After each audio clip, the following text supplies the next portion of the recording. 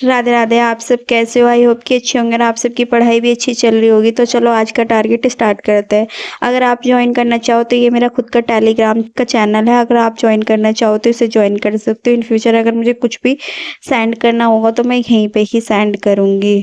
तो चलो आज का टारगेट स्टार्ट करते हैं। आज तो मैंने जॉब की छुट्टी ले ली थी बड़ी मुश्किल से, मतलब आप सोच नहीं कर सकते मैंने कितनी मुश्किल से कितनी रिक्वेस्ट करके तब जाके मुझे एक छुट्टी मिला, सिर्फ एक छुट्टी, ज़्यादा नहीं, सिर्फ एक ही छुट्टी मिली है। वो सोच नहीं सकते आप कितना, मतलब मैंने कितनी बार कहा कि मुझे छुट्टी दो, तब जाके मुझे एक छुट्टी मिली है। बट ये है कि मैंने अभी तक किसी को बताया नहीं कि मैं किस चीज़ की तैयारी कर रही हूँ, क्योंकि देखो कोई भी सपोर्ट नहीं करता है। यानी जॉब पे तो बिल्कुल भी कोई सपोर्ट नहीं करेगा आपको, क्योंकि सबसे पहले आपको सभी यही बोलते, पता है क्या बोलेंगे आपसे? तो क्या हुआ, सब पढ़ाई करते हैं, तो तू कर रही है क्या? जॉब के साथ में सब पढ़ाई करते हैं। कोई आपको ये नहीं कहेगा कि आप 5 मिनट मतलब अपना रिवीजन कर लो, या फिर 5 मिनट आप अपने क्वेश्चन को सॉल्व कर लो, या फिर अपने फोन में देख लो, कोई पीडीएफ को रिवीजन कर लो, या मतलब कुछ भी, है ना। वो आपको कोई भी सपोर्ट नहीं करेगा। इन फ्यूचर जो बहुत अच्छे, मतलब पढ़े लिखे इंसान होंगे ना, या फिर जो मतलब इनको वैल्यू पता होगी स्टडीज़ की, सिर्फ वही आपको सपोर्ट करेंगे कि बेटा जाके थोड़ा सा पढ़ ले जब तक मैं ये फिनिश कर ले, मतलब आपको वही सपोर्ट करेंगे, मतलब और अलावा कोई आपको सपोर्ट नहीं करेगा। तो चलो आज का टारगेट स्टार्ट करते हैं। मैंने छुट्टी ली थी तो मैं उठ गई थी 7:10-15 के आसपास उठी थी, फिर 7:40 पे मैं बैठ गई थी पढ़ने के लिए। मैंने पहले अपना रिवीजन किया था आधा घंटा। रिवीजन करने के बाद में फिर मैंने थोड़ा सा मम्मी की हेल्प की थी, खाना बनाया था। खाना बनाने के बाद में फिर मैंने कहा चलो अब 9:30 बज गए थे, तो मैंने सोचा चलो 9:30 बज रहे हैं, अब ऐसा करते हैं अपनी स्टडीज़ करने के लिए बैठ जाते हैं। तो मैं बैठ गई थी फिर से अपनी स्टडीज़ करने के लिए। तो सबसे पहले मैंने ली थी रानी मैम की क्लास, और रानी मैम ने तो क्लास ली ही नहीं थी। तो रानी मैम की क्लास थी, तो मैंने सोचा चलो रानी मैम की ही क्लास ले लेते हैं। रानी मैम की क्लास फिनिश करने के बाद ये एक ना हर फ्राइडे को मॉक टेस्ट कराया जाता है टेक्स्ट बुक पे। अगर आप ज्वाइन करना चाहो तो कर सकते हो। ये फ्री मॉक टेस्ट होता है जिसका रिवीजन, मतलब जिसका पूरा एनालिसिस कराती है मैम अगले दिन सैटरडे को। तो ये फ्री मॉक टेस्ट था जो उसको मैंने किया था। इसमें मेरे अच्छे मार्क्स नहीं आए थे, क्योंकि पता है क्यों अच्छे मार्क्स नहीं आए? पता नहीं क्या हो रहा था, मॉक देने में ना मुझे बहुत डर लग रहा था, जैसे ये मॉक ना पता नहीं कि कैसा बना रखा होगा, बहुत डिफिकल्ट बना रखा होगा, ऐसे सोच रही थी। और जब मैं मॉक्स लगा रही थी ना, तो कुछ क्वेश्चंस तो उसमें थोड़े से इजी थे और कुछ क्वेश्चंस बहुत डिफिकल्ट लगे थे मुझे। और मैथ में तो ऐसा हुआ था कि मतलब जो क्वेश्चंस आते थे ना, जैसे एक कैलकुलेशन से बेस, जैसे मेरा एक क्वेश्चन था 161, पर मैंने वो गलती से 162 था, पर 161 मैंने उसे काउंट कर लिया था।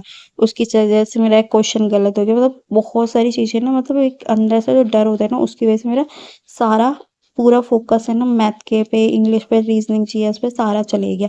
रीजनिंग के क्वेश्चंस करने बैठी थी, रीजनिंग के क्वेश्चंस में भी ना मैंने कम से कम 25 मिनट तो लगा ही लिए थे।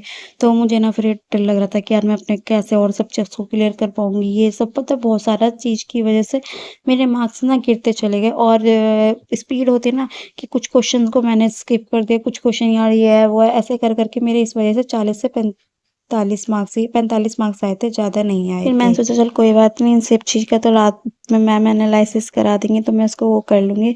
फिर मैंने बैठ के इंग्लिश पढ़ी थी, मैंने ग्रामर पढ़ी थी। ग्रामर के मैंने पूरे जो भी कंजक्शन से रिलेटेड था उसको दोबारा किया था, क्योंकि मेरी ज़्यादातर ग्रामर में भी बहुत ज़्यादा दिक्कत आ रही है, वोकैबलरी भी ये सब है। तो मैंने सोचा चल कोई बात नहीं है, तो ऐसा कर ग्रामर की ना बैठ के क्लास लेते। तो मैंने ग्रामर की क्लास ली थी बैठ कर, थोड़ा सा नोट्स बनाए थे।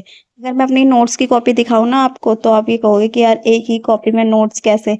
मतलब देखो मेरी एक ही कॉपी जिसमें मेरी मैथ, इंग्लिश, रीजनिंग, जीएस सारी इसी में ही मिलेगी आपको। मेरे पे 10-12 कॉपियाँ नहीं है, सिर्फ एक ही कॉपी है जितनी मैं बनाती हूँ पर डे, इसी में ही नोट्स लिखती हूँ। और मेरे जितने भी, अगर मेरी सेकंड बुक है वो है मेरी प्रैक्टिस की, और कोई नहीं है मेरे पे। 2 कॉपी है, 4 कॉपी मैं नहीं बनाती, मैं तो सिर्फ एक ही कॉपी लेती हूँ ताकि रिवीजन करने में भी आसानी हो सके। और क्या हमें वो थोड़ी ना करना है, प्रोफेसर थोड़ी ना बनना है जो हमें 10-12 कॉपी में, तो सिर्फ एग्जाम ही तो क्लियर करना है। तो मेरी तो ये छोटी सी कॉपी रहती है, इसी में ही मैं अपनी स्टडीज करती हूँ, अपने नोट्स बनाती हूँ सारी चीज, ताकि मैं रिवीजन अच्छे से कर सकूँ। रिवीजन फिनिश करने के बाद मैं बैठ गई थी मैथ की क्लास लेने के लिए। मैंने कहा चलो मैथ की क्लास ले लेते हैं। अब फिर मैंने मैथ की क्लास ली थी, 1-2 क्लास ली थी मैंने मैथ की। मेंसुरेशन भी पढ़ा था थोड़ा सा, और थोड़ा सा ट्रिग्नोमेट्री पढ़ी थी, बहुत सारी चीजें पढ़ी थी मैंने, कुछ क्वेश्चंस भी लगाए थे मैंने। फिर उसके बाद मैथ की क्लास फिनिश करने के बाद मैं गई थी थोड़ी देर के लिए सो। जब सो के उठी तो मैंने सोचा चलो अब वैसा कर थोड़ी सी करंट अफेयर्स पढ़ लेते हैं। पर करंट अफेयर्स पढ़ने के बाद और थोड़ी सी मैंने स्टैटिक जीके पढ़ने के बाद स्टैटिक जीके मैंने परमार सर से पढ़ी थी थोड़ी सी, वहाँ से पढ़ने के बाद फिर मैंने ज्योग्राफी के सर से पढ़ी थी। ये मेरा टेक्स्ट बुक में पे है, वहाँ से मैंने ये क्लासेस ली थी। तो पहले तो मैंने ली थी बट अब मैं फ़िलहाल जीएस की क्लासेस वहीं से ही ले रही थोड़ी सी, तो मैंने वहाँ से ली थी ये क्लास। क्योंकि आप सबको पता ही है कि मेरा भी बेसिक कंप्लीट नहीं है, तो मैं अपना सर से ना बेसिक कंप्लीट कर रही हूँ और परमार सर से थोड़े से अपने क्वेश्चंस को ना रिवीजन सा कर रही हूँ ताकि मेरे को क्वेश्चन रिवीजन हो सके और क्वेश्चन आंसर पता चल सके कि कैसे कैसे क्वेश्चंस आते हैं। तो मैं परमार सर से इसलिए भी पढ़ रही हूँ और परमार सर बहुत अच्छा पढ़ाते हैं। इस टाइम मैंने जितनी भी देखा है ना परमार सर के क्वेश्चन सब बहुत अच्छे पढ़ाते हैं मुझे। तो परमार सर की क्लासेस में भी बहुत अच्छा लगा है क्योंकि उनके जो एक बार पॉलिटिकल पढ़ाते हैं, एक बार हिस्ट्री पढ़ाते हैं, एक क्वेश्चन हिस्ट्री, एक क्वेश्चन ज्योग्राफी, ऐसे करके होते हैं ना, बहुत सही क्वेश्चंस लगाते हैं ताकि ना हमारा पूरा जितना भी 25 क्वेश्चन इसी से रिलेटेड आते हैं। तो मुझे तो परमार सर की क्लासेस अच्छी लगी है। तो मुझे उनका एक्सप्लेनेशन का तरीका बहुत अच्छा लगता है क्योंकि वो एक्सप्लेनेशन ऐसे ही कराते हैं जैसे कि वो थ्योरी पढ़ा रहे हैं। तो मुझे उनका पढ़ाने का तरीका बहुत अच्छा लगता है। तो फिर उसके बाद मैं बैठ गई थी एक मॉक देने के लिए जिसमें ज़्यादा अच्छे मार्क्स नहीं आए थे, खाली मेरे 59.5 मार्क्स आए थे, जिनको मैं देख के थोड़ा-सा मतलब वो 2 पास हुआ। पर ये हुआ था कि मैथ में मेरा 18 क्वेश्चन मतलब 18 मार्क्स आए थे, तो मुझे थोड़ा-सा अच्छा लगा क्योंकि आप सोच नहीं सकते जिसके नेगेटिव मार्क्स आते थे पहले मैथ में वो आज 18 मार्क्स ले, इतना ही मेरे लिए काफ़ी है क्योंकि मेरा इम्प्रूवमेंट हो रहा है, चाहे थोड़ा-थोड़ा हो रहा है पर इसलिए इम्प्रूवमेंट हो रहा है। तो मैंने सबका मॉक्स दिया था, सिर्फ जीएस का मॉक्स नहीं दिया था ताकि मैं जीएस का ना देखो लिखना भी पड़ता है। जीएस की अगर कुछ चीज़ें मतलब आपको लिखने में भी टाइम जाता है तो मैं इसलिए जीएस नहीं करती हूँ। अभी फ़िलहाल मैं अपना मैथ, इंग्लिश और रीज़निंग पे ही फ़ोकस दे रही हूँ।